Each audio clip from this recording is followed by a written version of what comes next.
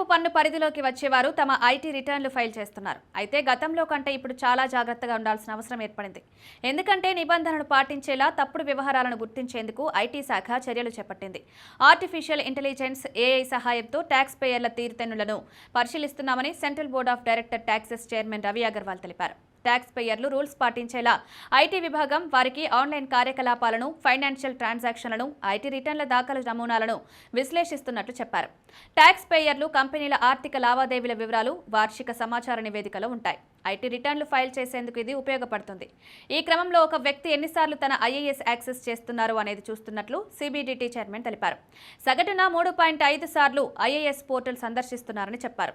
గతేడాది 650 కోట్లకు పైగా ట్రాన్సాక్షన్లకు సంబంధించి 40 కోట్ల ఐఏఎస్ డాక్యుమెంట్లు జనరేట్ అయితే కేవలం 9 కోట్ల ఐటీ రిటర్న్లు ఫైల్ చేసినట్లు చెప్పారు.